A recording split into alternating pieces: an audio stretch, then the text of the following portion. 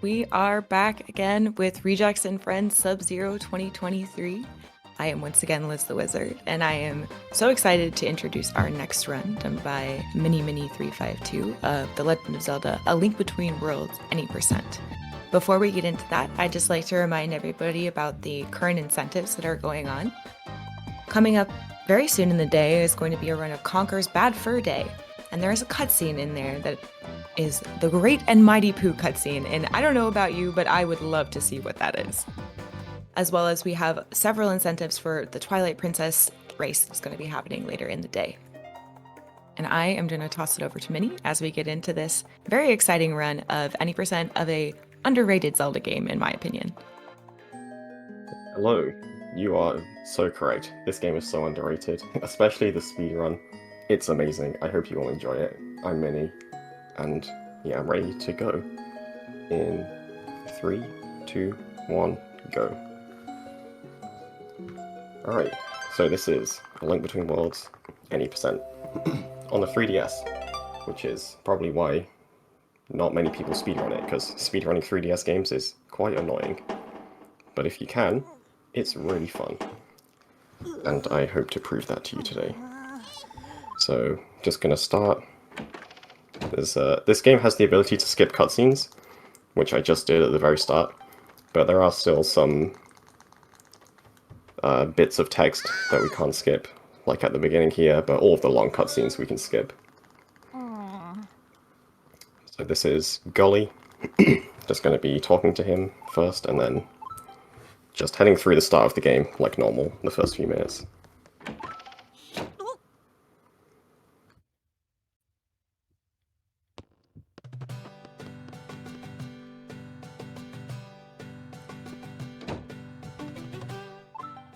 And then outside here we see our first weather vane. Once the camera shows it, there it is. So these are where you can save your game, and also later on they will be my fast travel points. So I'm going to be activating a few of them to be able to warp there later, and also I'm going to be doing some safety saves throughout the run. This save right at the beginning is actually mandatory. The game does not let you continue unless you save at that statue there. So normally that's the only place you'd save in a run, but we'll see later that dying in this game is very costly. Well, I hope we don't see later, but I'll explain later. So I will be doing some safety saves. But yeah, we just head on through to this part. So here is the captain, and he is going to leave and forget his sword. And then what you're supposed to do at the start of the game is you pick up the sword, you deliver it back to him, or you try to deliver it back to him. And then you continue. So normally you're supposed to go to Hyrule Castle right now, but I'm going to be going on a bit of a detour before I go there. So he's going to mark it on my map where I should go. See, Hyrule Castle is to the right. But I'm going to be heading down here. So over here is Kakariko Village. Now, I'm not going to actually be doing anything here yet, but I'm going to activate the weather vane so I can warp here later. Because I'm here, I might as well activate it now. But where I actually want to head is up here to the north. So you can see Link is holding the sword in his hand, but he can't actually use it right now. So I am just swordless, itemless, but I'm going on an adventure. So I'm going to pick up this bush, and there's this nice bird over here. I'm going to lure the bird to come to this specific space. And then I jump off that ledge at the same time as the bird hits me, and Link gets a bunch of like upwards momentum, but the bird knocks him back, and I jump over those rocks into this cave. So you're not supposed to be in this cave until quite a bit later on, and you're also supposed to have a sword here. So this is pretty scary, but I have these pots that I can defeat these enemies with. So I just would like to get through this cave without dying. And also collect some rupees if I can. I'm going to be needing to collect quite a few rupees throughout the run, which will be clear why later.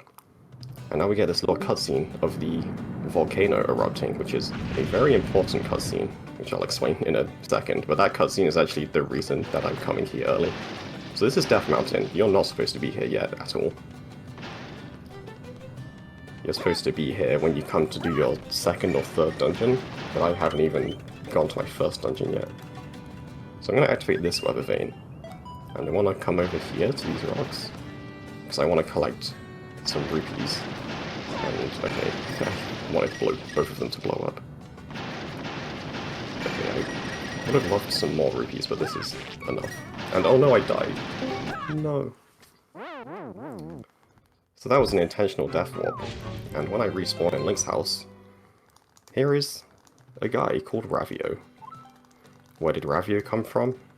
So, that volcano erupting cutscene. Watching that cutscene spawned Ravio into Link's house. So Ravio is basically this character who will sell you items, or rent you items. And so normally the way the game goes is at the start he only will give you the bow, and then once you get towards your second or third dungeon, he will open up his entire shop. And that volcano erupting cutscene was the trigger for his full shop to open. So because I got there early, I now have access to this entire shop, which is very handy, because I can just get items immediately. And I only had 15 rupees, and that fire rod cost 100 rupees, but the first item you rent, he gives to you for free if you don't have enough rupees, which is very handy. And then I made sure I had 10 rupees so I could get the bow as well. Alright, but now I'm going to actually head towards where the game wants me to go, which is Hyrule Castle. So I can go on, make my way towards where the captain is. This guy tells me to go to the sanctuary, so I can finally deliver the sword, which I've been holding the whole time, but haven't been able to use.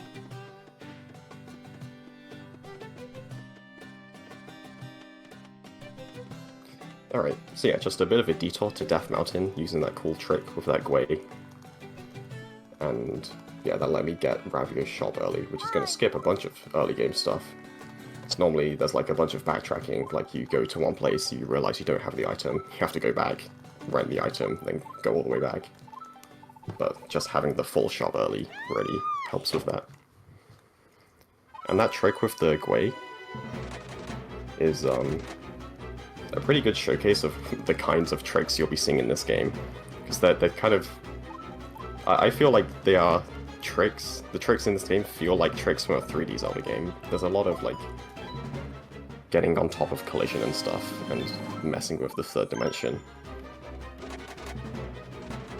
So yeah, so just got Link to do a big jump and then knocked him back over the rocks. So now I have to go complete the sanctuary by going down into this graveyard. And I need to collect 50 rupees during this, and luckily there are exactly 50 rupees that I can collect. So it's very handy. Just got 5 from pushing that grave. Or sorry, got 20 from pushing that grave. And then in this chest over here is another quick 20. And yeah, so I said earlier I'm going to need to collect a lot of rupees throughout this run, and Ravio's shop is the reason, because I'm going to need to rent most of the items at some point. So I need like somewhere around 500-ish rupees across the run, I think. Then in this room I'm going to try to kill multiple guys with a spin attack. If I'm lucky, they will drop some rupees, but not this time. And then I pull this lever, and this is the end of the sanctuary part. Just head back up inside. And then there's a cutscene here, but like I said before, we can skip all of the long story cutscenes, so... And that is done.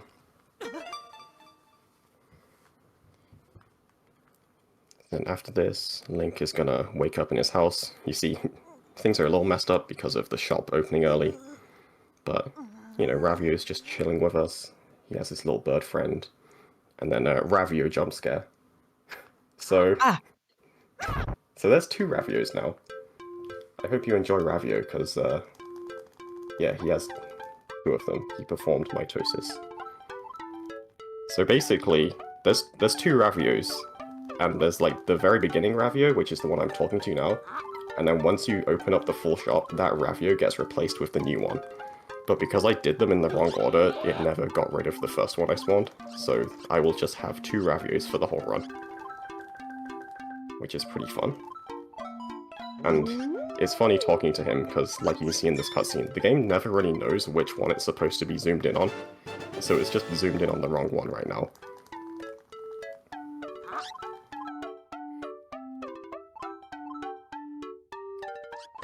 But anyway, I wanted those 50 rupees so I can rent the tornado rod here. Which will be probably the most broken item throughout the run. A lot of items have a lot of cool uses, but the tornado rod in particular is very handy. Also, I got the lantern in the graveyard section, and getting the lantern also gave me the ability to equip items. Because while I bought some items before going there, you can't actually equip any items until you get the lantern. So that was pretty important. And I just shoot these switches, and right there, I equipped over the bow as I was in the middle of shooting it, which kind of cancelled the animation and let me walk a bit sooner, and now I do another boost like I did with the Gwei earlier, using the fire rod. So I jumped off that ledge into the fire, and that knocked me onto the upper ledge, so I could walk around and grab those 100 rupees. It's a very quick way to grab some rupees. And now we're in the first dungeon.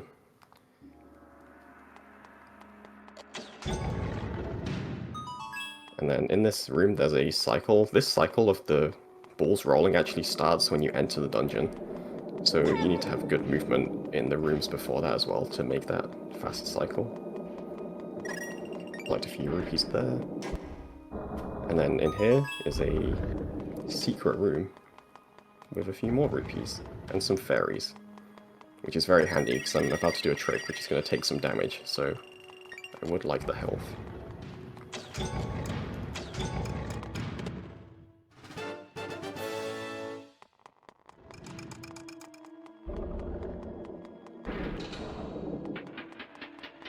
And then there's some Armos statues in here that I can kill with just 2 spin attacks.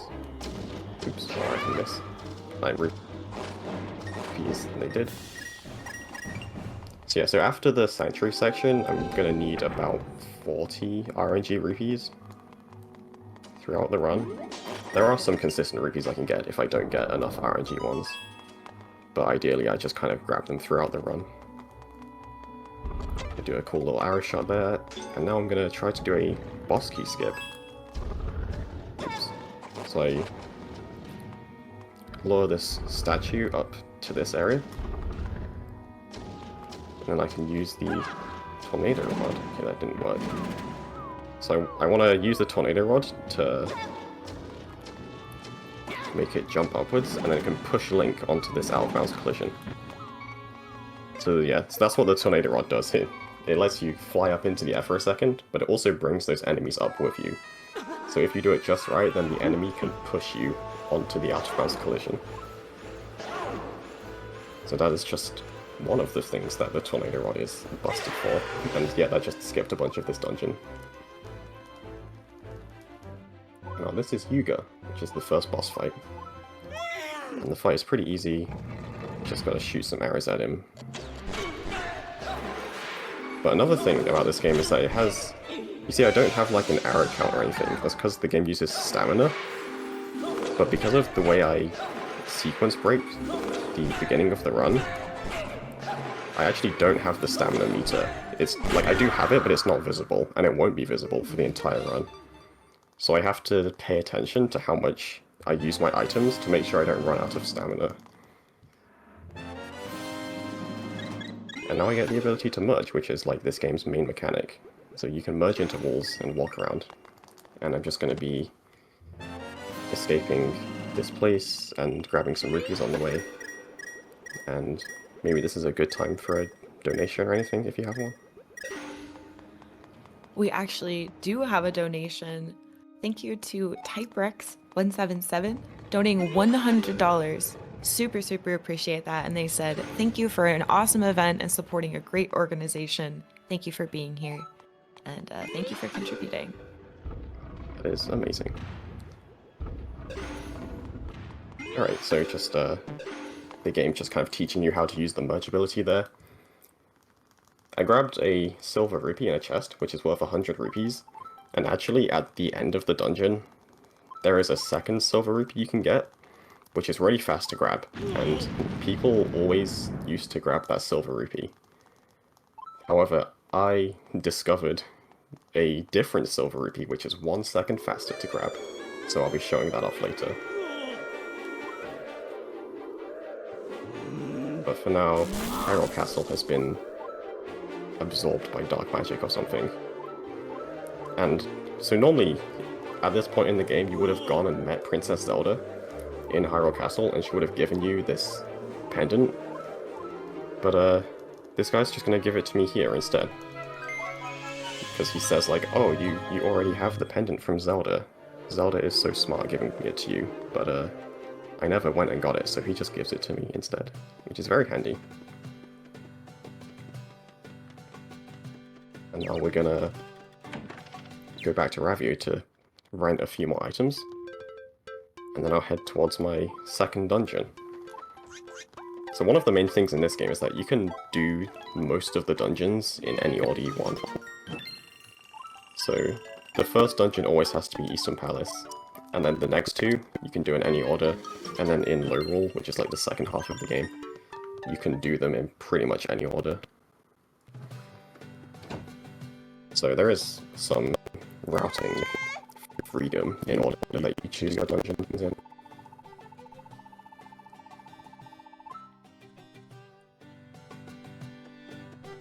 Right, so I got the bombs and that which will be useful for the upcoming dungeon. And here we get a little cutscene with Irene, the witch, which is the best character in the game. Which witch? Which witch? This witch. The witch right here. Just a junior witch, but she's getting there. And she gives me this bell, which will let me fast travel, which I mentioned earlier. So all of these weather vanes that I've visited, I can just travel there immediately now using the bell, which is very handy. I'm gonna shoot an arrow before I go through that little transition, because there is an enemy which can usually be in my way there, and that arrow would have hit it, but he didn't decide to be in my way this time.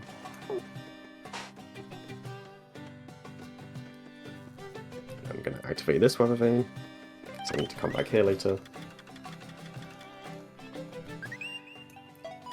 Then I'm gonna merge across this gap, and if you unmerge here, there's a little text box with that Zora, so I purposely merge and walk all the way to the next transition before I unmerge to avoid that text box. Ooh, nice blue rupee. Yeah, that Zora's like, what the hell did you just do? That was black magic, but we don't need to talk to that Zora. And then here is Shady Guy. That's his real name.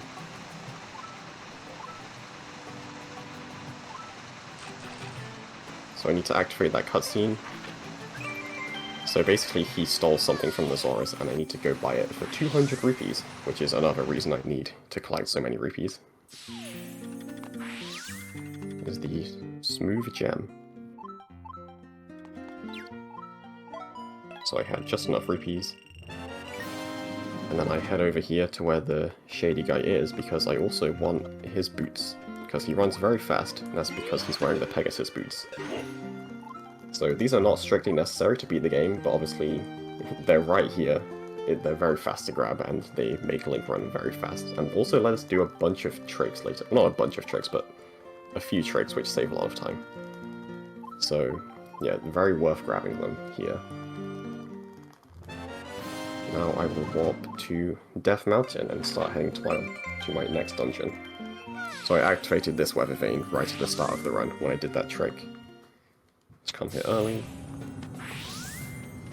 And this is where I'm going to use the hammer a lot.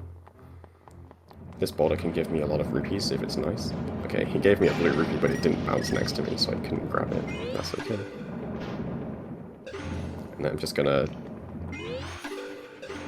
hammer some of the boulders and just damage boost through some of them, so I can get through here quickly. And you can see me dashing with the Pegasus boots to go fast. Like here, I can just run against this. And so a lot of the run becomes kind of just memorizing where exactly you want to dash and when to stop. Just a lot of dash movement. And then here, I'm going to do a little trick with dashing. For some reason, if you dash diagonally here, you can just kind of go across that gap. And unfortunately, I cancelled my dash just a little bit too late. Let's try again. And yeah, you can just go across that gap for some reason. I don't know why that works, but it does. And then if I got that first try, my boulder cycle would have been a lot nicer. I would have just easily dodged all of them, but I had to be a bit more careful there because I messed up. But we didn't get hit anymore. And then just over here is the Tower of Hera, which will be my second dungeon.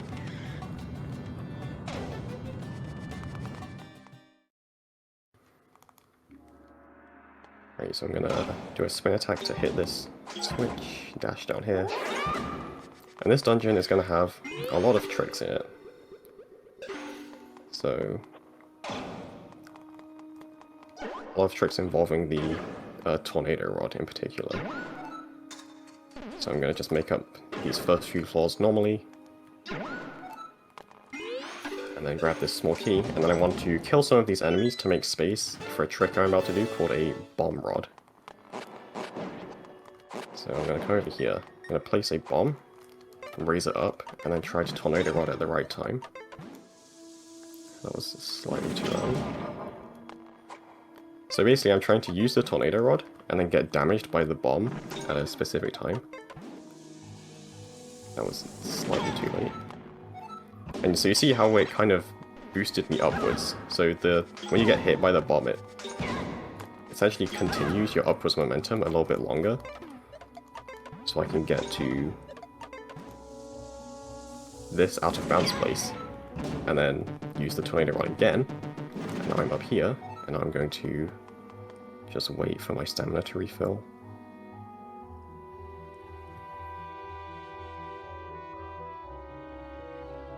I was counting the heartbeats on the bottom left there.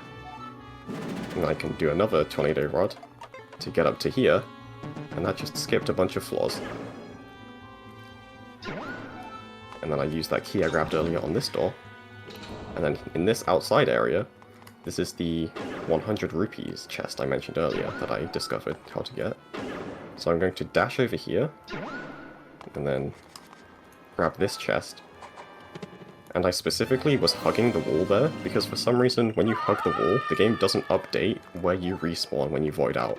So I dashed and landed next to the wall, and then hugged the wall, and opened the chest while still hugging the wall, and then voided out.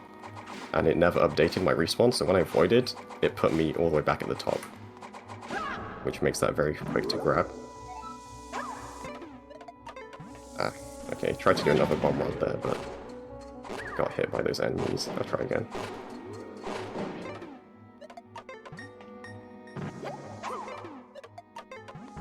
There you go. Skip hitting all the switches in that room. And then here is the boss key and the boss door. So yeah, a lot of tricks in that dungeon. Using the bomb rod to skip a bunch of floors, and then grabbing that 100 rupees using the respawn trick. And yeah, that 100 rupee chest is 1 second faster than the other one people usually get. And now here is the Moldorm, or the hamburger boss, if you like. He looks quite tasty. He does. Oh my god. So the bow does twice as much damage as my sword right now. So I tried to use the bow to hit him, although I missed a few times, so I used a lot of stamina. And yeah, just 3 arrows and then a sword slash will kill him. And there's the second dungeon. Probably the most tricks in a single dungeon there.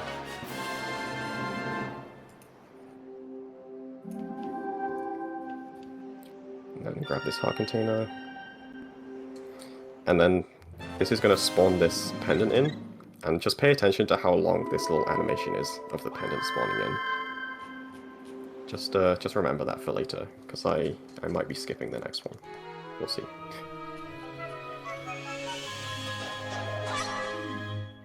Alright, and I'm ready to just head straight to my next dungeon. Or almost straight there. I have to grab the Zora flippers first.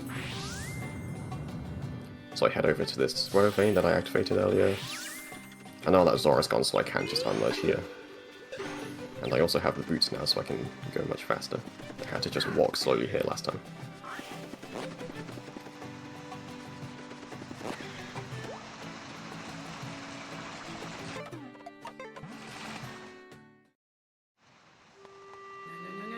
And then at the top of these stairs is a cutscene trigger, but I don't want to hit that, so I'm going to do another bomb rod in this little corner here. And it's going to knock me up onto the upper platform and just avoid that little rectangular trigger at the top of the stairs to avoid that cutscene. And that cutscene is basically Queen Zora is like, she pulls a fish out of the water and eats it. And a little fun thing is, if you skip the cutscene and then watch this cutscene I'm watching right now, she transforms, but the cutscene trigger is still there. So I could go and hit that cutscene trigger, and it would try to play the other cutscene again. But because she's already transformed, it just looks completely wrong, and like this fish that she normally picks up and eats just starts like floating around. It looks really stupid. But unfortunately, it's pretty slow to hit that cutscene again. So I will be just doing a little movement around to the left side to avoid the trigger again. And then I don't quite have enough rupees, so I'm going to just grab that 20 rupees right there. If you get good rupee luck, you don't have to grab that, but it's like 4 seconds for 20 rupees, so it's not too bad to grab it if you didn't get enough rupees. Now I'm heading to the House of Gales.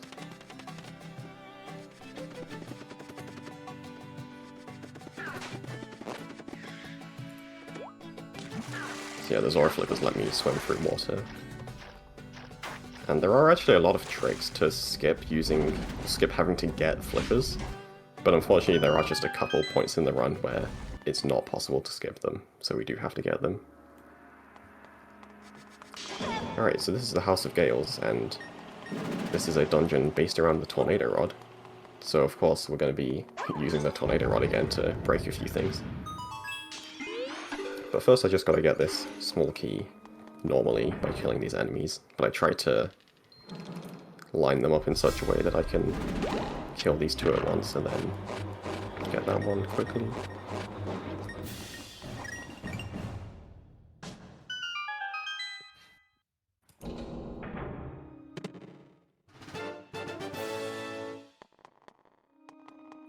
Now I can head into this next room. So I need at least 150 rupees after beating this dungeon, which I have already, but you get 6 rupees from this wall as well, which is nice. And if I use the Tornado Rod at the right time, I can just kind of skip on top of that platform.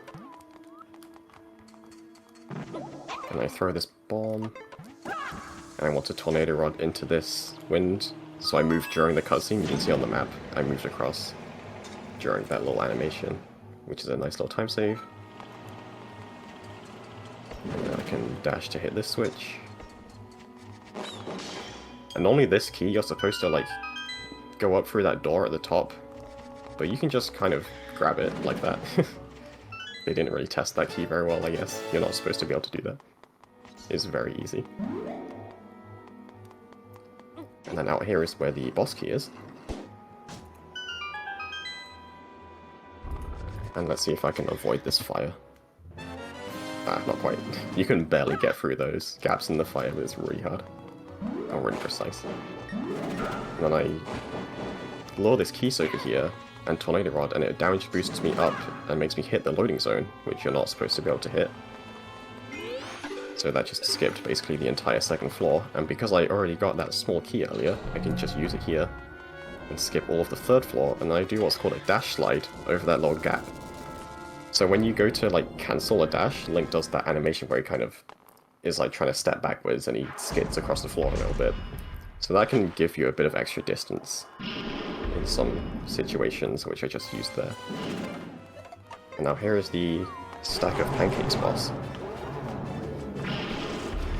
So I'm going to be using bombs and a spin attack to get rid of these layers very quickly. And this is a place where I really have to be careful of my stamina, because using all these bombs takes a lot of stamina. But fortunately, if you void out, then the game will just refill your stamina. So I'm going to purposely void out right now, so I can just refill my stamina, and then I have enough to do the rest of the fight.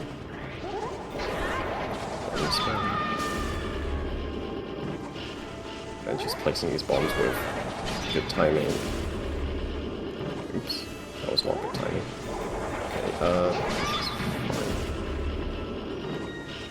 Okay, okay, whatever.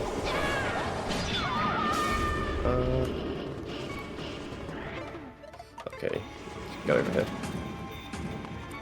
This should be fine, I think. Okay, so I purposely killed the boss at the very bottom of the arena.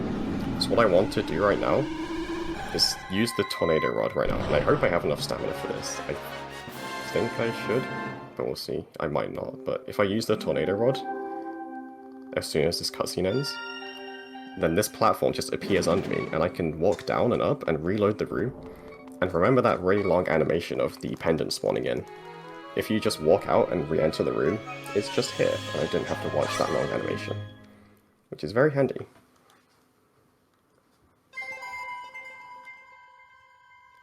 And I also skipped that heart container, which is probably going to be the only heart container I skip. Because this game is very scary. In particular, the final boss is absolutely terrifying. So I'm going to be grabbing all of the heart containers. I only skipped that one because I wanted to show off that trick, because skipping that heart container actually has a kind of cool trick to it. But yeah, I'll be grabbing all of the other ones that I can. So I've done the first 3 dungeons, I have the 3 pendants, so I can go and get the Master Sword now.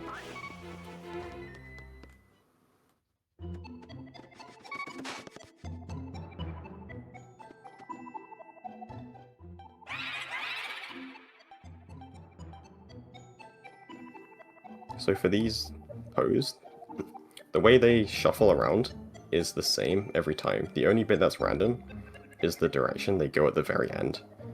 So you just have to kind of memorize where they end up, like which one you have to pay attention to at the end of the shuffling, and then just follow that one. Which is very convenient, because it can actually be surprisingly difficult to follow them around by watching.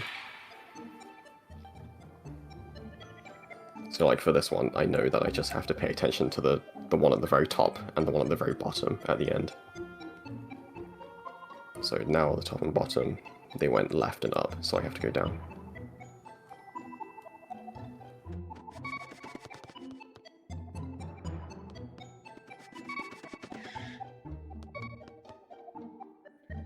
And then the last one, they always go down. Well, you always have to go down, so I don't even have to look at all for this one.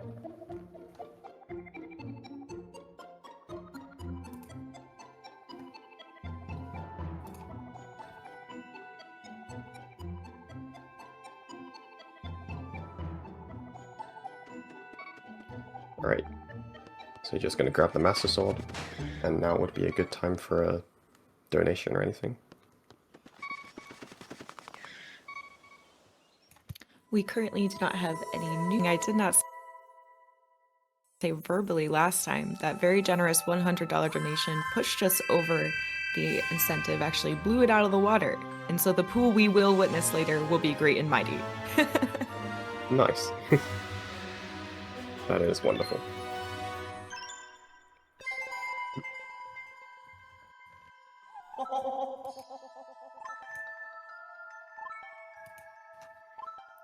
Alright, so I'm just going to warp to Link's house. Also, very conveniently, getting the Master Sword refills your health, so skipping that last heart container basically doesn't matter for your health, because you usually get a nice refill there anyway.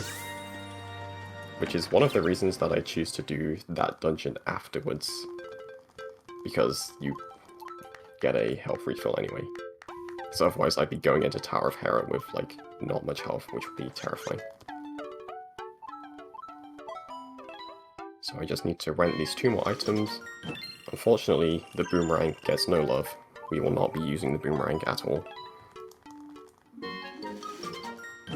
And then after you get the Master Sword and come back to Ravio, he gives you this ability called Quick Equip, which will be extremely useful for the rest of the run. So you see on the touchscreen, on the bottom screen, where the item is, I can touch that and then it brings up this little menu where I can kind of scroll through all the items I have, so I can equip items without having to pause the game. Which is... it adds a layer of multitasking to the run, where you're doing gameplay and equipping at the same time. But it's also going to let me do a bunch of cool tricks later, which I will show in a second.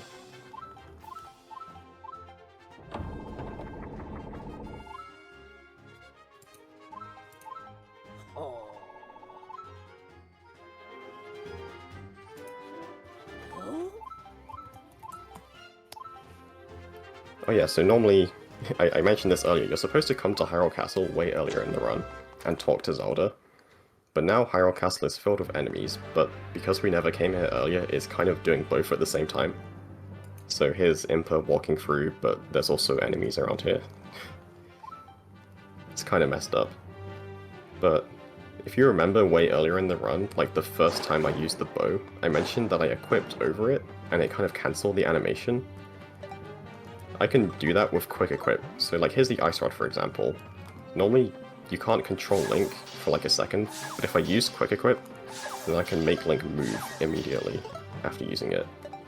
So that's called Quick Equip Cancel, and it's going to let me do a bunch of tricks later. So I basically just use an item and then touch my touchscreen to use the Quick Equip, and that lets me gain control of Link before the animation of using the item is finished.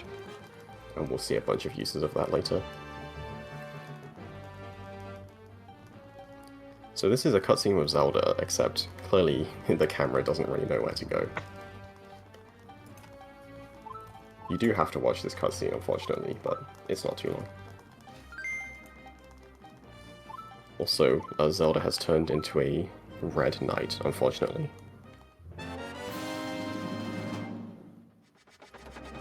Yeah, I just had to watch that to get these guards to move out of the way. And now we can head over and on through the dungeon.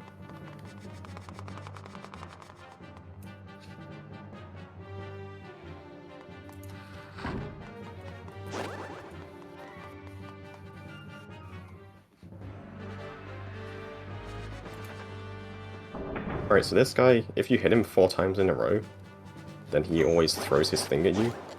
So I just shoot him with an arrow to kind of reset and be able to do those 4 hits again. And I wanted to equip the Ice Rod there, but I kind of forgot. So the Ice Rod is very handy because it lets me kill this guy up here. And you see I was kind of pulling up the Quick Equip menu there. That was just to cancel the Ice Rod to use it again faster. So as well as being able to do tricks, doing Quick Equip Cancel also just lets you use items faster, which would be handy. And then here I do another one of these tornado rods with those statues to push me up out of bounds here, and skip killing the enemies in that room, and now I'm up these stairs. Now we get this little cutscene. So this is Yuga. He was the boss of the first dungeon. Basically, he's very evil, and he wants to capture all of the sages and turn them into paintings. And now Zelda is dead.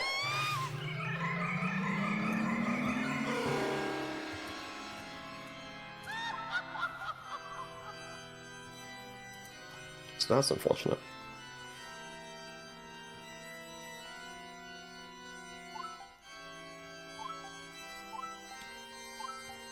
Alright, he's gonna spawn these very scary enemies. I don't know how I'm gonna get past these enemies. I mean, they're blocking my entire path. Alright, so just gonna do some more dashes. Nice. You can bonk on these corners and, like, no one really understands it. Because there isn't anything to bonk on, but sometimes it just happens.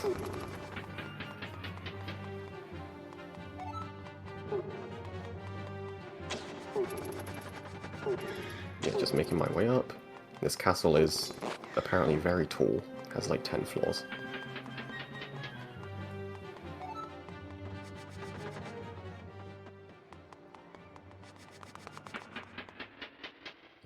And then here we get the second Yugo boss fight. This fight has a bit of RNG to it. Basically, he's gonna like merge into the walls and split into 3 and kind of walk around, and you don't know which one's the real one until he unmerges. So there's just a bit of guesswork there.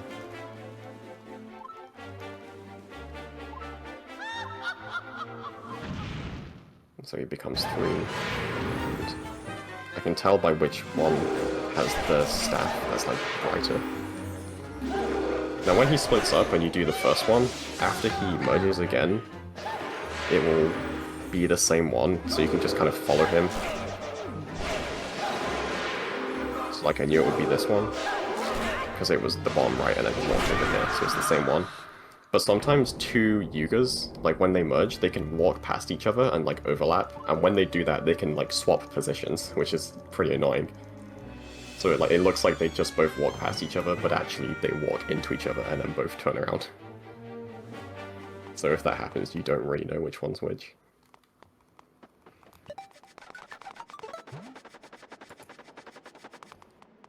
Alright, so that is Hyrule Castle done, and here is a spooky portal. What on earth is this? Also, this is like the longest break in the run. I get like 15 seconds to put down my DS. 15 whole seconds? I know, I'm spoiled. Alright, so that portal took me to Lorule. So, it's like Hyrule, but it's Lorule. And this is where I'll be spending the rest of the run. Well, most of the rest of the run. So this is like the second half of the game, and there are 7 dungeons in Lorule that I have to complete, and the game lets you do them in pretty much any order. So there's a lot of freedom in your routing here.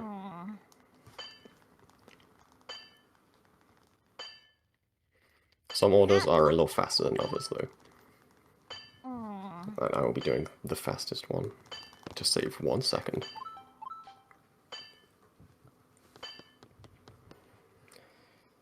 So yeah, I'm about halfway through the run, but there are, like I said, there are 7 dungeons here, as opposed to 3.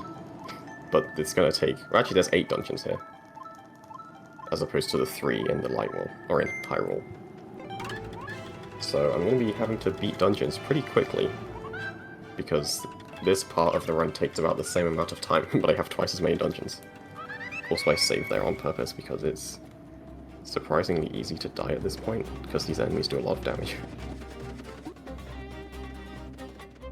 Alright, so I'm just going to use the hook shot with my help with my movement a little bit. So this enemy right here does 2 hearts of damage, so he's a little scary if he gets in your way. But just activating some weather things, which will be useful later. And now I'm going back to Hyrule, temporarily. I'm going to walk to Death Mountain.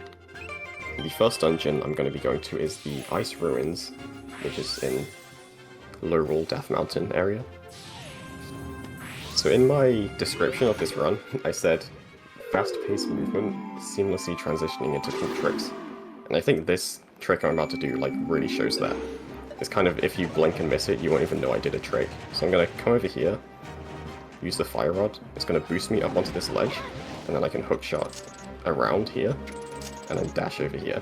So you're not supposed to be able to get across that ledge, and that actually saved like multiple minutes.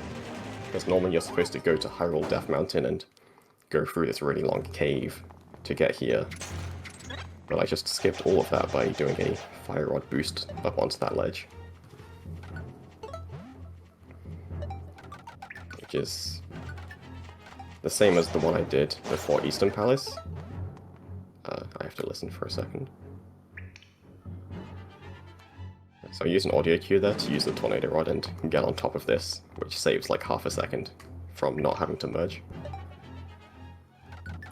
So yeah, before Eastern Palace I did that Fire Rod boost to grab those red rupees. This was basically the same thing, but I used Quick Equip cancel to be able to move around after I threw the Fire Rod a bit sooner, so that I could, yeah, boost myself up onto the ledge. And then, unfortunately, in this cave, I just have to kind of wait a little bit. But, yeah, there's basically another one of these caves in Hyrule that I would have had to do without that Fire Rod boost. So I skip half of it at least.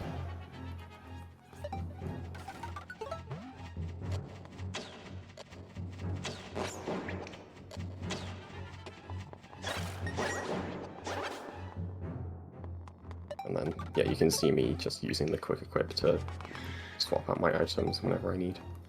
So I won't be pausing to equip items ever again. I'm gonna make the camera look to the left just to hopefully avoid those bats from running into me. And then here is the Ice Ruins, and fun fact, Ice Ruins is my favorite Zelda dungeon in any Zelda game. But it's gonna go by pretty quickly in this run. So I'm going to pull the switch to start this elevator. But what I can do is I can come over here and the elevator can kind of clip me into the ceiling. And I can get out of bounds to this part. If I walk slowly, I drop down here and then down here. This is the boss room. Oops. And then the boss is dead. GG. That dungeon is complete. What? So yeah, so I flipped out of bounds using the elevator. I used my Pegasus boots to dash to like another out of bounds ledge. Then I did some precise movement to drop down into the boss room. And then I landed, the trigger for the boss spawning is only in the lower half of that arena. So I landed just above the trigger, so the boss didn't spawn. But the boss still like exists, it's just not loaded yet. And I believe what happens is that when it's not loaded, you can still damage it with the Fire Rod, but it doesn't have any invincibility frames. So when I threw those Fire Rods to the center of the arena, it just damaged it on every single frame. So it just died in like 2 Fire Rods. That's so cool. Yeah. So yeah, that's the first dungeon. Come back here, go back to Hyrule, and heading towards the next one, which will be the Dark Palace. I will say, not every dungeon will be quite that fast, although some of them will. This Dark Palace is pretty much glitchless, although I will be doing a cool skip to get into the dungeon a bit faster.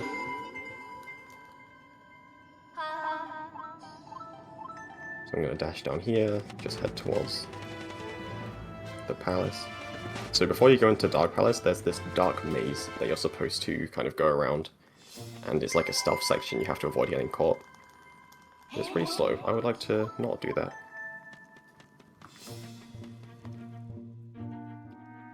So I'm going to dash down here, and I'm going to use this enemy to my advantage. So I'm going to stun him, knock him over here, stun him again, bonk into this tree, and the enemy is going to push me up onto this ledge, which lets me walk around that guy and skip the entire dark maze. And this is basically the very end right here. Also there I used my sword beams, which you get after you get the Master Sword. If you have full health, then your sword will shoot out beams, which is very handy. And now we're in the Dark Palace. So yeah, there aren't really any tricks in this dungeon. Well, there are tricks, but not really glitches. This dungeon mainly just tests how good I am at using quick equip, because there's a lot of items I have to equip in this dungeon. So like right here, I'm gonna place a bomb and then I have to equip the hook shot immediately to grab this key. And I need to blow up that floor to let that light go down into the basement. Then I want to equip the hammer here. So yeah, while we do skip most of this, oh sorry, while there aren't really any glitches in this dungeon, it's surprising how much of it we skip. As in, like, there's a lot of rooms you just don't even have to go into. Like, I think there's an extra small key that you just don't need at all. Like, you really don't need to do, like, half of the dungeon. It's really weird. So I'm up onto the top floor now. And basically in this dungeon you just need to let a bunch of light down into the basement to open the path to the boss door. So that's why I'm like breaking all these things to let the light down. Can throw a bomb up here. I do a little bonk, which puts me right next to the loading zone for this door. Equip the bow. So I can go back down. So I'm now done up here. And I'm going down to the basement. So yeah, you see there's like 4 rooms in that floor that I just didn't even go to. And I'm not going to go to the left half here. Do a little hook shot to grab that key. And then dash into this door right here. So yeah, you can see already 3 of the 4 things have been lit up. Just need 1 more. And it's right there. So yeah, a bunch of the dungeon you just literally just don't have to go to. It's just a bunch of extra rooms you don't need. And then this is where the boss key is. You're supposed to ride this moving platform and throw bombs to these switches, but if you just do a slash, you can kind of throw them over this wall. And I grab this magic pot, or energy, and get the boss key and head towards the boss.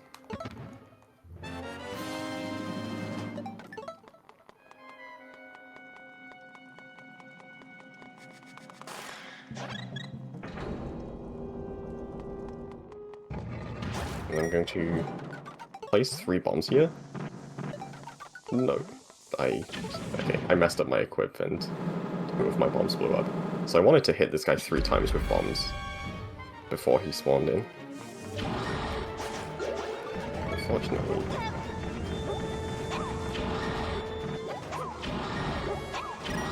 I messed up my equip. Alright, that's fine.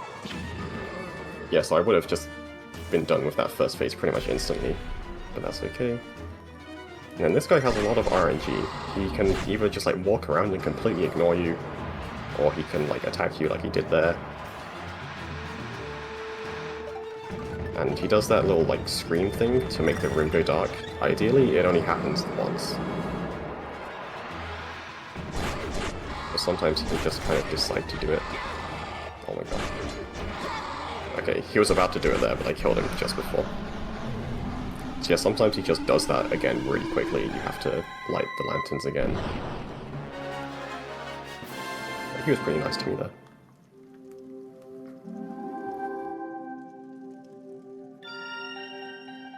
So yeah, that is probably the least broken dungeon in the run. Grab this heart container. And there's 2 dungeons done.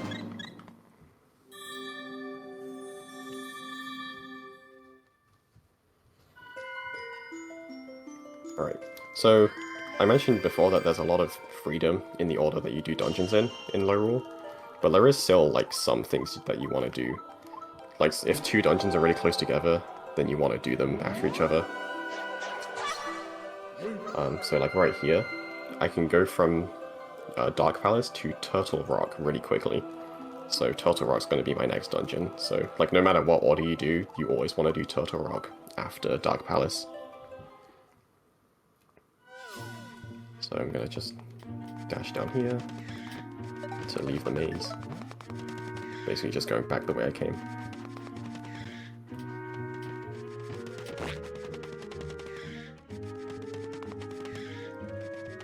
And And you're not supposed to be able to get to Turtle Rock from here, but I'm gonna do another Fire Rod boost. Nice. Okay. This guy just wanted to be in my way. If he's in your way, like if he notices you, he basically won't unnotice you. So I do a little Fire Rod boost there to get onto this ledge, which lets me run around to the Turtle Rock area.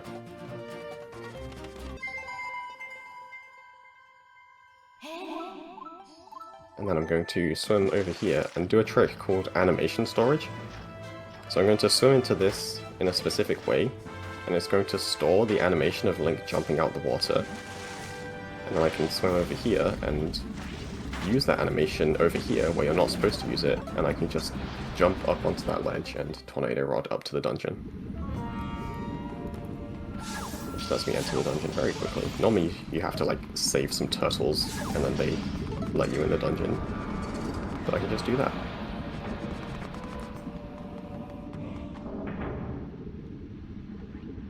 And then using the Ice Rod to kill these guys. Again, using quick equip cancel to be able to use the Ice Rod again quicker.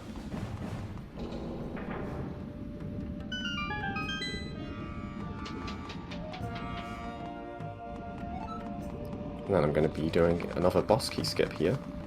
So I'm going to make my way over here, attack this enemy, and then look over here, get it to shoot fire. And I can Tornado Rod into the fire, and it knocks me up. So that's basically the same as the bomb rods I did earlier, except instead of a bomb, it's using that enemy's fire attack. So you use the Tornado Rod and then get damaged, and that lets you kind of clip through stuff. Your upwards momentum continues. And then this is Grinex.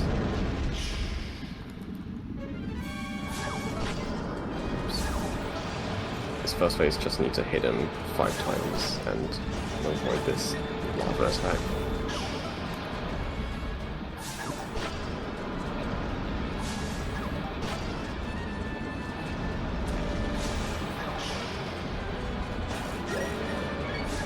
And then I'm gonna pull out my bow here, and if I'm in a good position, I should just get a free hit on him.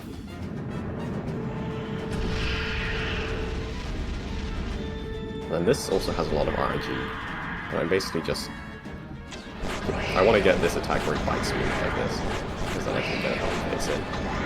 But it also has this attack where when it just explodes, I have to just avoid that. And also this attack where he spins around and bounces around the arena. If I let him hit me, it cancels that attack.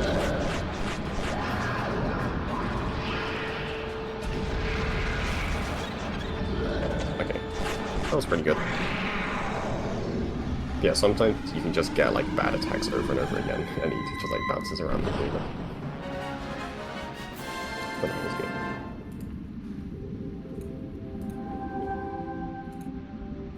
And I'm right next to the painting, but I won't grab this heart container, just for safety. This arena's massive, so it's probably the slowest heart container to grab. But I think you'll see later why I'm grabbing these heart containers. The final boss is terrifying.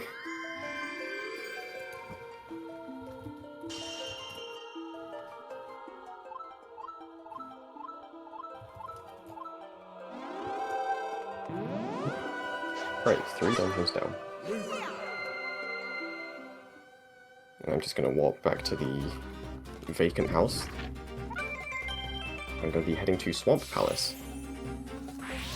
Swamp Palace has a pretty tough trick in it, so hopefully it goes well.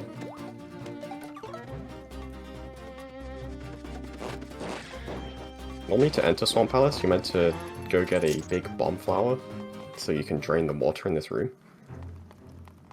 But we're gonna show how you can avoid that, or I can knock myself into the water. So we've seen how the Tornado Rod and the Fire Rod are pretty busted, but now we get to see the Ice Rod. So if you drop some ice on your head, you can just kind of clip through collision and get into the dungeon early.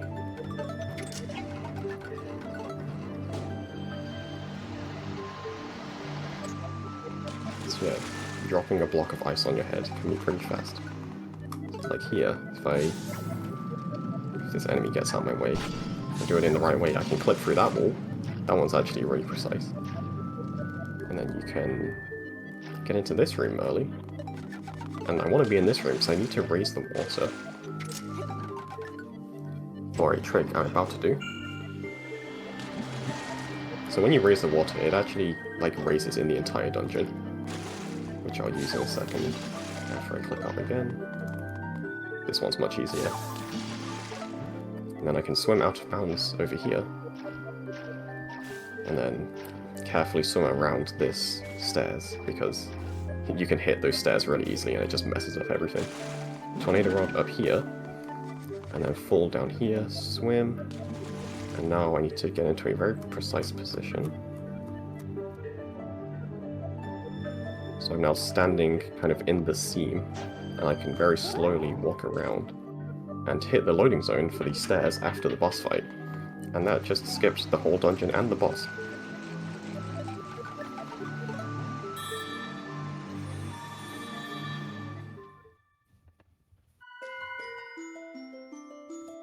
Right.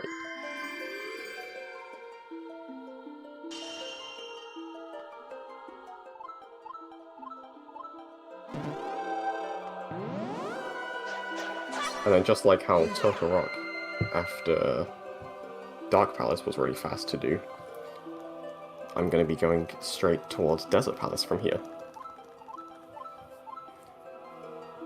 Now the thing about Desert Palace is, this is like the one dungeon in low roll that you're not able to do at any point. So normally you have to do Thieves' Hideout before Desert Palace, because you can't get the Sand Rod until you do Thieves' Hideout. But I haven't done Thieves' Hideout, so I don't have the Sand Rod. But who says you need the Sand Rod for Desert Palace? So just heading over here.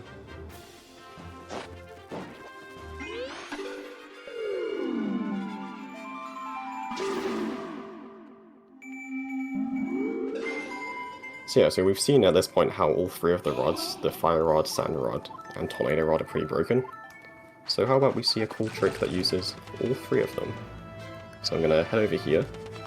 I'm going to use the Ice Rod here to clip out of bounds, use the Tornado Rod to get up to this ledge, and then come over here, do a Fire Rod boost up onto this ledge, do some dashes over here, and we also saw some dash slides earlier, so if I just come over here and get into this position, I can do a dash slide, and this is where the boss fight is, and I just grab the heart container and the painting. And that just skipped the entire dungeon, as in I didn't even enter the dungeon.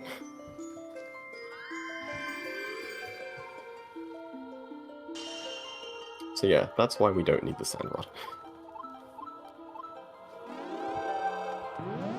The painting just exists out in the open.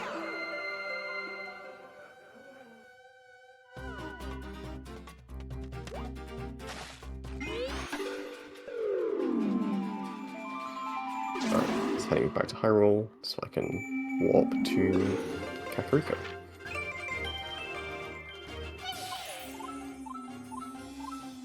Yeah, these low roll dungeons are a lot easier to break than the high roll ones.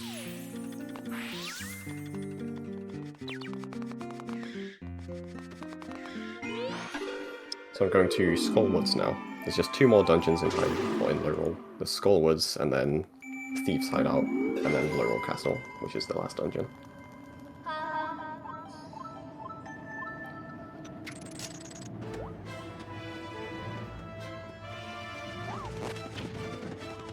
And these last two are, they're not quite as broken as the other ones. I will be actually doing the dungeons for the most part.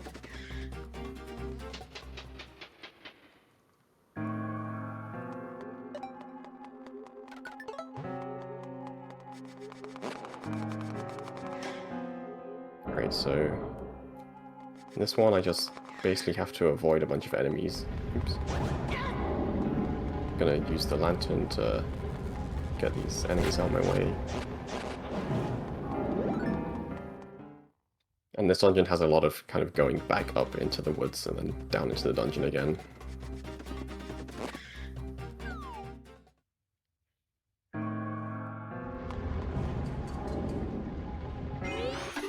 Then I can just merge onto that platform there. I don't think they intended you to do that. You're supposed to like ride the platform all the way around, but you can easily just land on it by merging. Okay, apparently I missed that.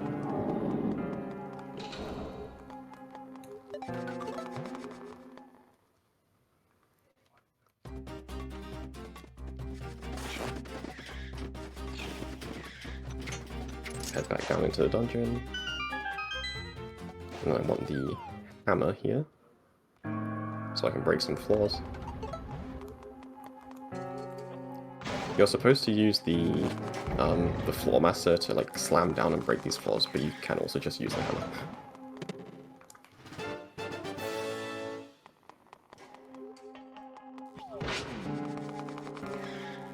And then I can head down to the basement after pulling this switch.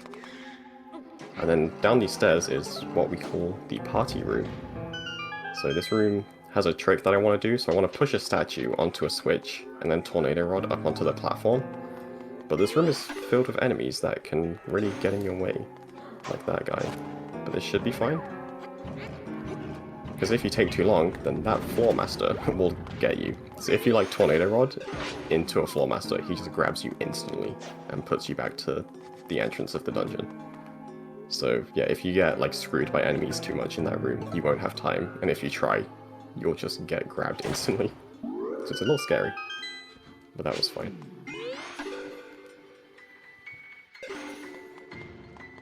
And I just gotta kill this guy.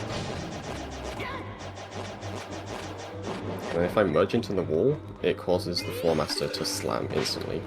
So I use that to kill that Gibdo quickly.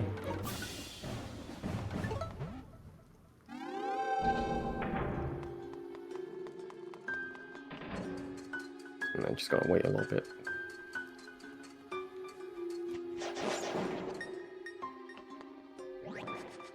And then hopefully I can get in this door before the hand slams. No! Okay, whoops. I was just barely too slow. That's okay. That doesn't put me too far back. I just barely didn't have time to walk through the door before he slammed. I do get to do the party room again though. Oh, wait, no, I'm stupid.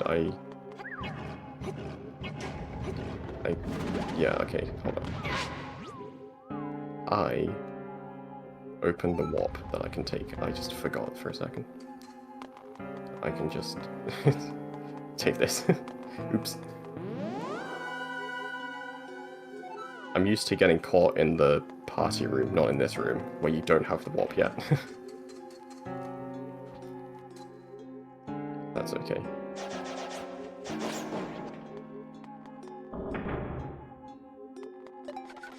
And then I light this torch, and I want to turn these guys both into star forces, so I can just kill them with one spin attack.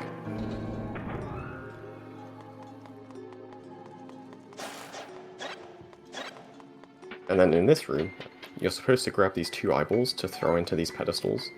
But I'm going to do a trick called eyeball duplication.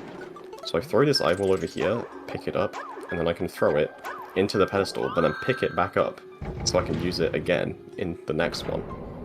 So basically, when you throw the eyeball onto the ground, and then you pick it up, the hitbox for being able to pick up the eyeball stays on the ground.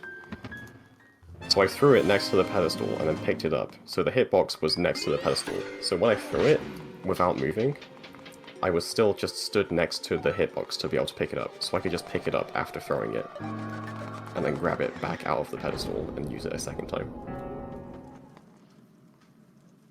And now here we have this really difficult boss fight. So hopefully I don't die to this boss. I could very easily mess it up and lose a bunch of... oh, never mind. So that was a cool boss fight. So apparently that trick was discovered the day before the game released, which is fun.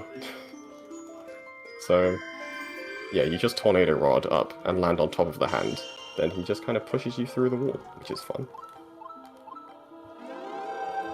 Right, that is 6 of the 7 dungeons done.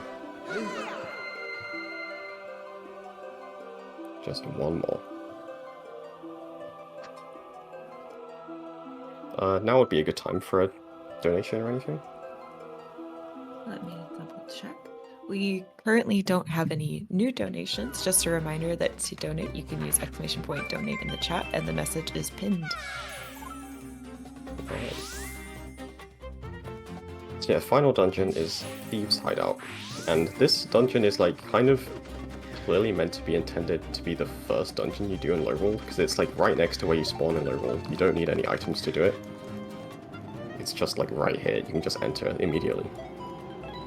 But we're doing it last, for a very specific reason that we'll see later on.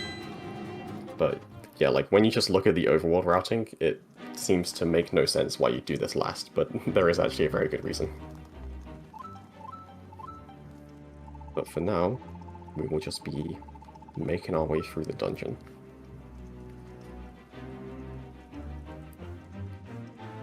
So there's Thief Girl down there. We basically need to bring Thief Girl throughout the dungeon. It's like an escort mission, and you can't really skip it. But I can do a cool trick before getting to Thief Girl. So I'm just gonna push these statues around in this room first.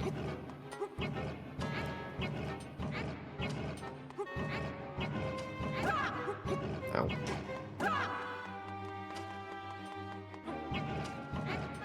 Yeah, there's like a minute of statue pushing in this room, which kind of sucks, but it's not too bad.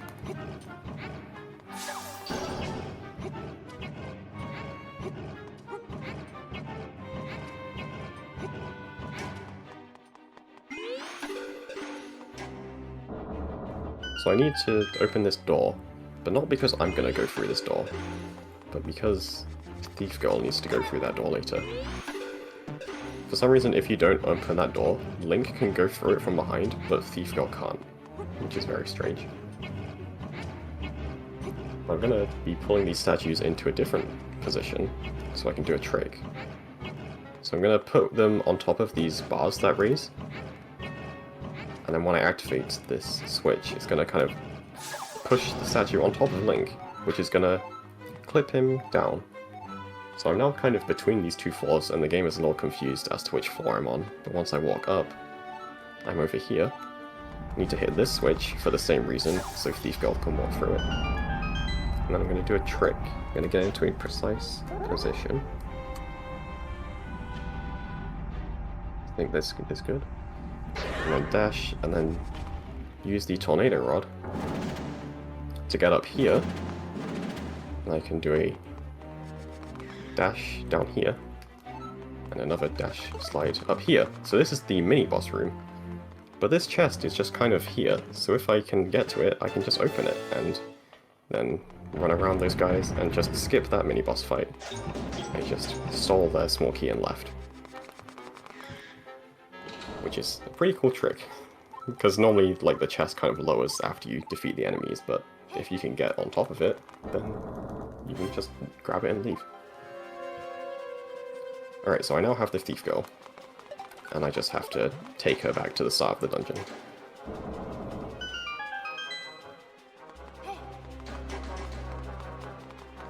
And I need to make sure she doesn't get captured by these enemies.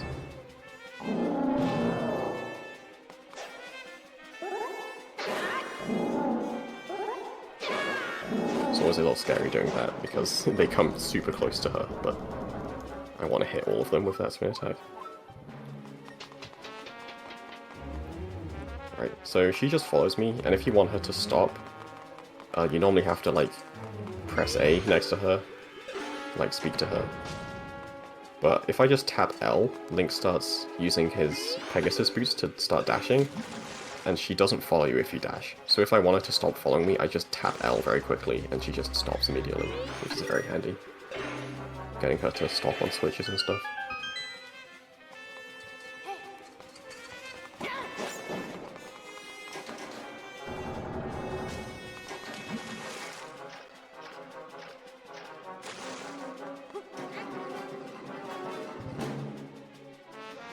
Over this water, because she doesn't know how to swim.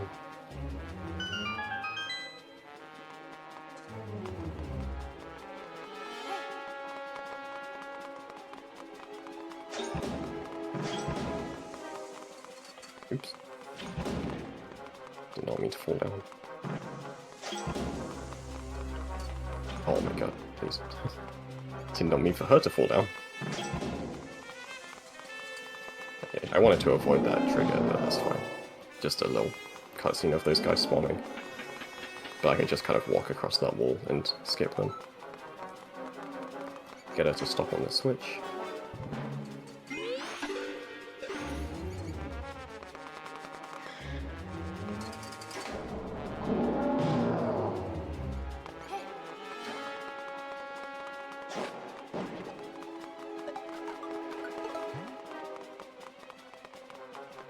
And then I can just very easily avoid these guys like that.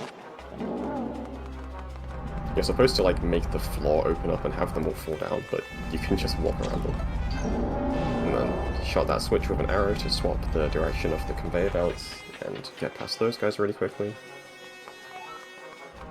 And I need to avoid this rat. This rat is always in my way, but you can just about get past him. Oops, she did not follow me.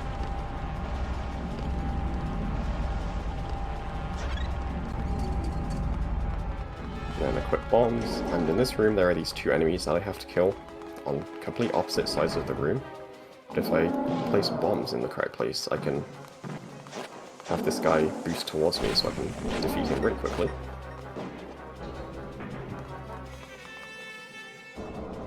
Now we're back here, just need to get the boss key. And here is a really nice little trick. To save a couple seconds, I can tornado rod up onto this and merge around like this instead of waiting for the whole thing to go back and forth. And then I'm gonna head into the boss door.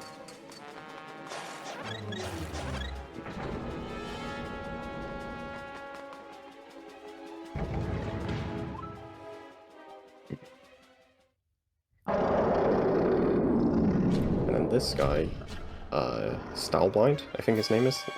I can get behind him, and for some reason the hammer is super effective against this guy. You just completely fuck him up with the hammer. And you can get these double hits as well. So you see how the hammer kind of hit him twice there. And then on this last phase, just 2 double hits with the hammer will kill him. Oops. And he's dead. See, I don't know why, but the hammer is just like buffed against that guy.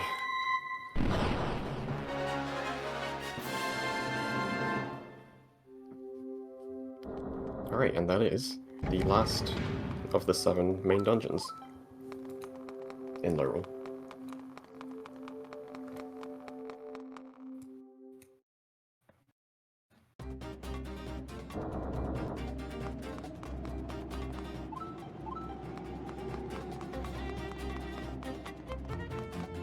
So I mentioned earlier, when I did Desert Palace, that you're not supposed to be able to do Desert Palace until after you do Thieves' Hideout. Which means that Thieves' Hideout is the only dungeon of the 7 that you're not supposed to be able to do last. So what that means is, if you do it last, the game kind of gets a little confused. So, there's this little cutscene here where this guy gives you the Sand Rod after you beat Thieves' Hideout. But normally after you beat the 7th dungeon, there's a like minute-long cutscene where you get the Triforce. But because I had the cutscene of getting the Sand Rod instead, it just kind of skipped the Triforce cutscene. Like, both cutscenes tried to play at the same time, but they got confused and only played the Sand Rod one.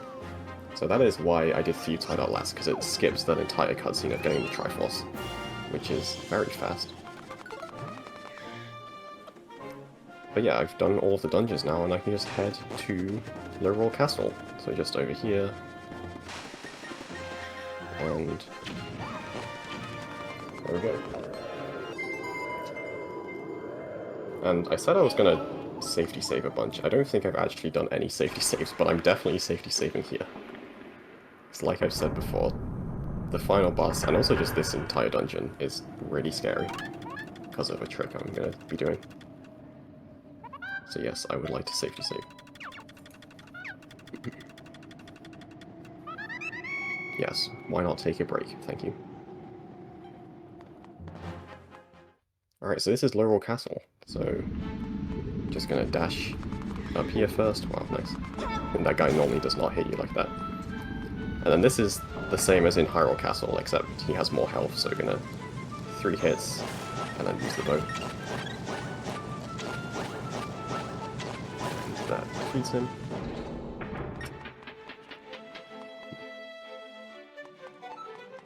And then just some more dashes up these stairs. And then up here, we will see the Trials door. So much like many Zelda games, this game has trials. You're supposed to do all 4 of the trials before you can get to the final boss. But just like every other Zelda game, this game has a trial skip. So I'm going to make my way over here, do a bunch of equips, and then there's this big bomb flower, and I'm going to lead it to a specific position over here. And I'm going to get into a very precise position.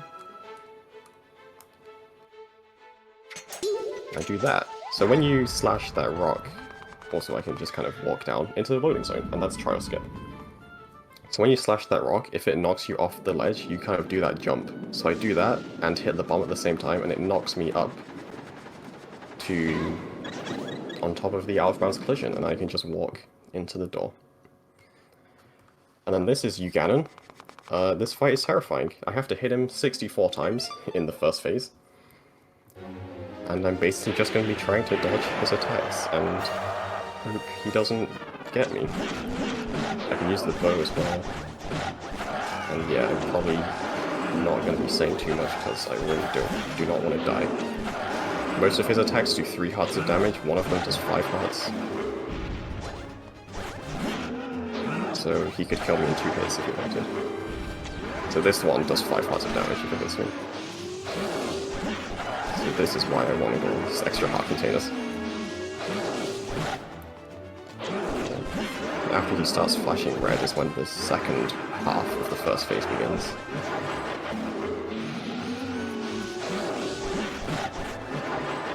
He really wants to do these red attacks. Okay, so we're on the second half now, and he does this red attack. And on this half, if I shoot him with an arrow, he usually teleports and does this attack where he throws his spear around, and I can get a bunch of free hits in if he does this attack. So I want him to just keep doing that attack over and over again, which he does most of the time, but he decided he wanted to do some more of his red drops, and he wants to do more. Okay. Obviously I can't attack him while he's doing this, which is unfortunate. So yeah, normally he just kind of gets in this cycle of doing this attack where he teleports away and then throws the spear. But wow, he really wants to do these red drops today. Usually you only get one of these at the very start of the second half. But, okay, I cannot really avoid that. This is a very lean second half. Okay. And I can kind of tell what direction he's teleporting by the direction that the like little particle effects move when he teleports. Okay, so that's phase 1. I got hit once for 3 hearts, that's okay.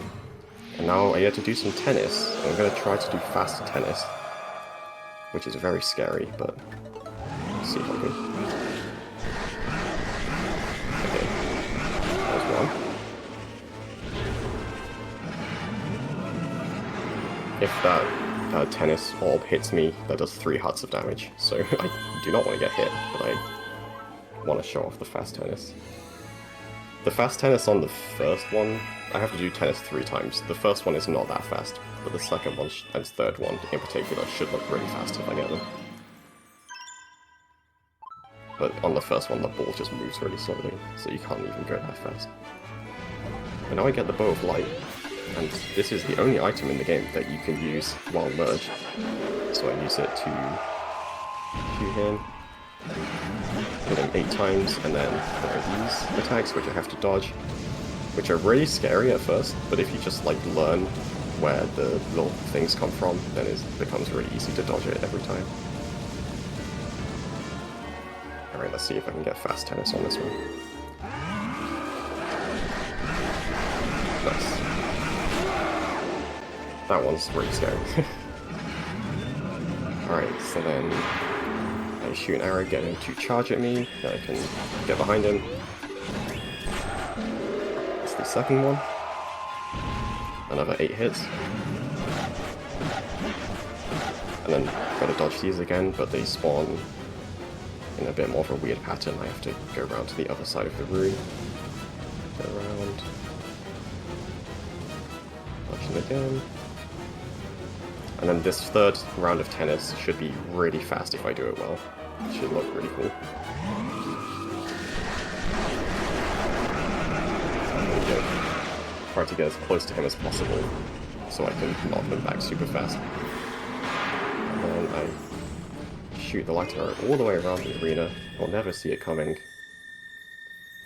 Bam. And then just one more hit. And he is dead. And that is the final boss. And then immediately after this final boss is a nice cutscene, which I believe we hit the incentive to watch. We did indeed.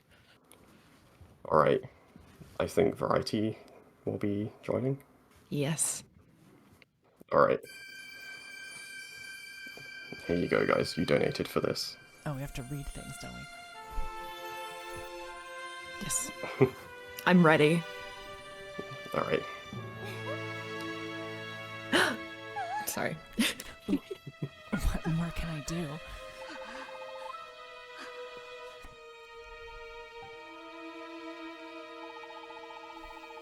So it was you who had me imprisoned in that painting, Princess Hilda? Obviously.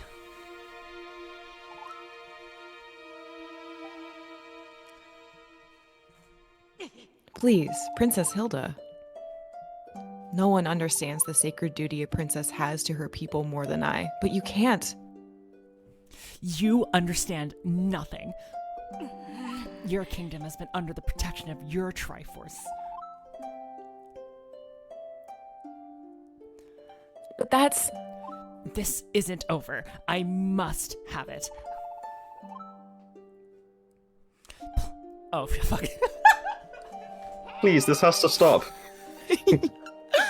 Where did Raphael come from? This is me.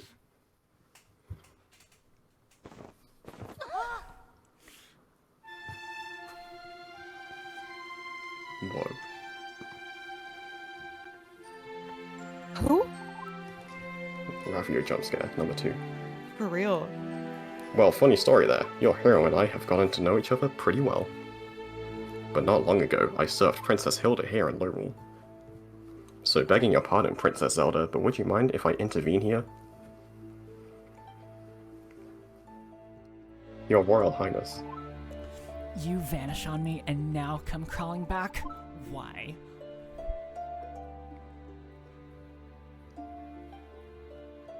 Forgive me, Your Highness, I'm a coward at heart. There was no way that I had the courage to stand up to you and Yuga. But I was smart enough to go to Hyrule. I knew they'd have a hero who could help me. Another betrayal? This hero has proven useful to me, but you wanted him to defeat me?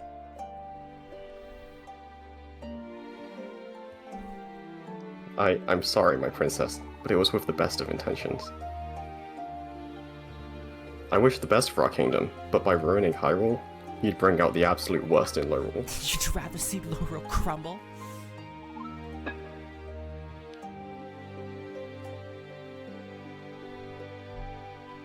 No, of course not, princess. But there must be some other way. No.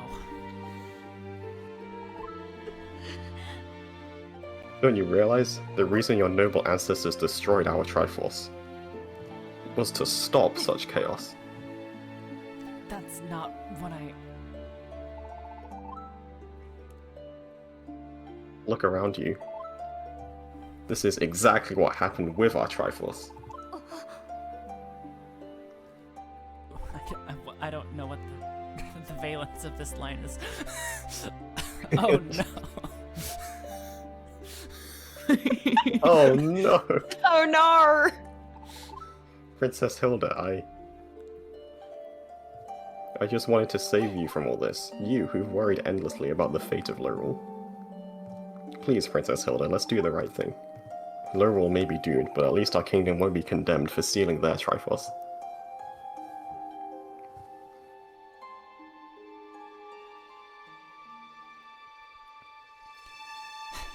You're right.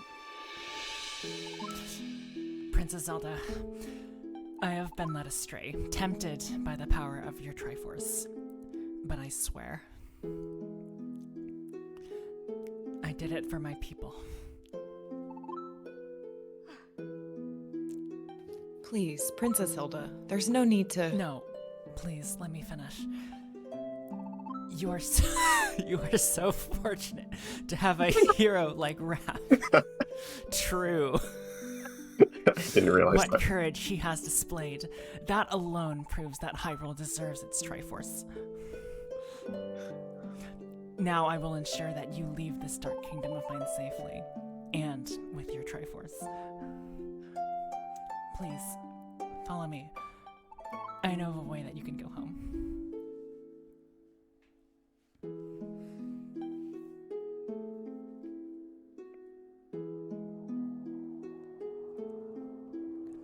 Welcome to Laurel's Second Realm.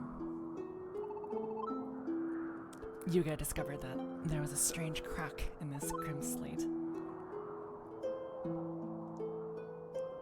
Through it, we could sense that there was another world beyond ours, a place where the Triforce still existed.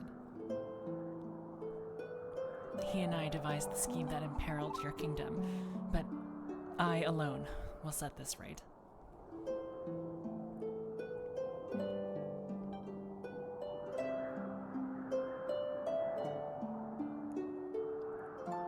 Please, now, if you will give me your bracelet, Raph.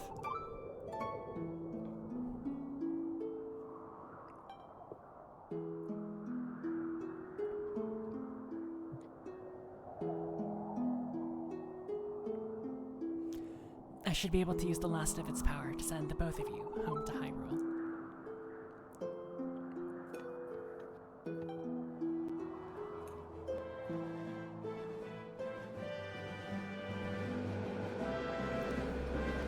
It's been a pleasure, my friend. I got to meet a real-life, genuine hero.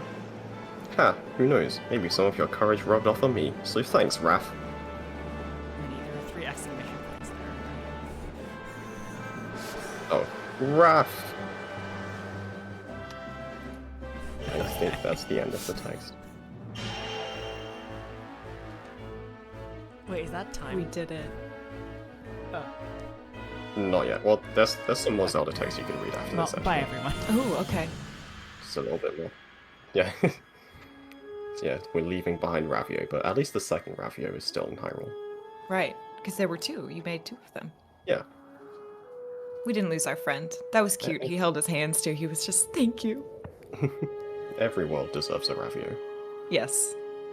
Be the Ravio you wish to see in the world.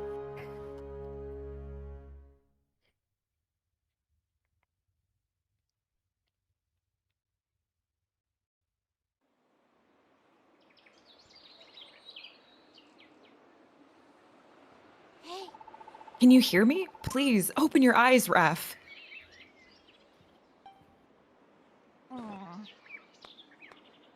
Oh, I'm so glad you're all right. And look, Raph! It's Raph. Yep, there it is. That's a Raph. There it over is. there. That's Raph right there in front of us. How wonderful. We're back home.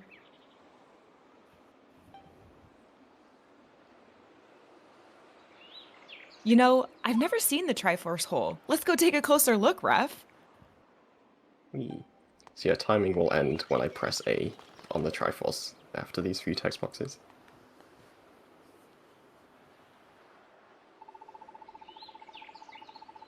How terribly sad for Princess Hilda to be driven to such desperation. Her kingdom was in such a sorry state. She and I aren't as different as she thought. I really do understand why she needed our Triforce. Thanks to your heroic efforts, our Triforce and Hyrule itself have been made whole again. There's just one thing left to do, Raph. We have to do Raph. We have to do it. You restored You restored the raft. You restored the Triforce. Now just reach out and touch it. Whatever your wish, it will be granted. Yet, after all that we've seen, do we not share the same wish?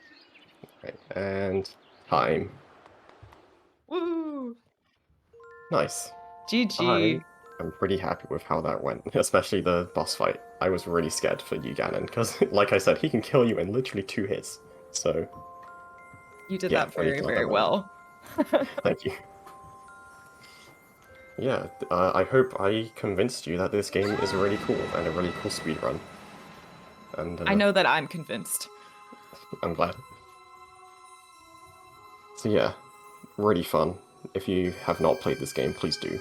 And if you have the ability to speedrun it, please consider it. It's super fun. I don't know how else to describe it, except I just have so much fun playing this game. But yeah, I mean, I think that's pretty much it. Thank you for the voice acting, and letting me do this run. Thank you for showing off such a cool speedrun that I think probably not a lot of people have seen. I know I wasn't exposed to it before I heard that you were running this for Raph.